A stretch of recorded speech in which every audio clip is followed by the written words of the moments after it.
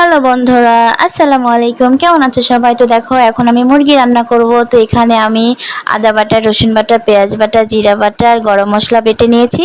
তারপরে দিলাম হলুদ গুঁড়া, মরিচ গুঁড়া, ধনিয়া গুঁড়া আর স্বাদ মতন লবণ।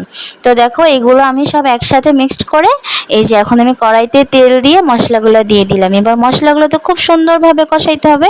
এই দেখো গরম মশলা, ডালচিনিটাও দিয়ে দিলাম। তো এবার মশলাটা খুব সুন্দরভাবে আমি কষিয়ে এই যে মুরগিটা দিয়ে দিলাম। মুরগির মাংসটা দেওয়ার পরে খুব সুন্দরভাবে কষিয়ে নেব। আসলে এই মুরগির মাংসটা ফার্মের মুরগি, তো যত ভালো কষানো হবে একদম ভাজা ভাজা করে ততই মজা লাগবে। তো আজকে মুরগির মাংসটা খিচুড়ির সাথে খাবো, এই জন্য বেশি একটা ঝোল করব না। আর মুরগির মাংসে আলু দিলে তো খুবই ভালো লাগে।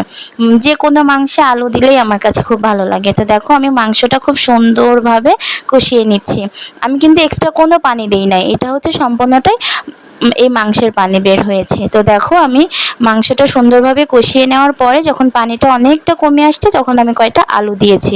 আজকে আলুগুলো আর ভাজি নাই, এমনি এমনি দিয়ে দিয়েছি। তো আলু সহ আমি একটু কষিয়ে নেব খুব ভালো করে, কারণ যে কোনো তরকারি বলো মাংস বলো ভালো করে কষালে পারে সেটা অনেক টেস্ট লাগে।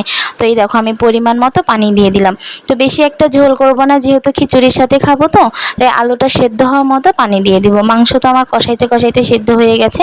তো দেখো এই যে আমার মাংসটা ফুটে উঠেছে। তো আমি আর একটু ভালোভাবে রান্না করে নিব, পানিটা কমে আসলেই নামিয়ে ফেলবো। তো দেখো এই যে পানিটা প্রায় কমে গেছে, আমি নামিয়ে ফেলেছি। তো আমার রান্নাটা কেমন হয়েছে অবশ্যই কমেন্ট করে জানাবে। আর আমার ভিডিওটা ভালো লাগলে লাইক, কমেন্ট, শেয়ার আর ফলো করে পাশে থেকো। তো সবাইকে অনেক ধন্যবাদ।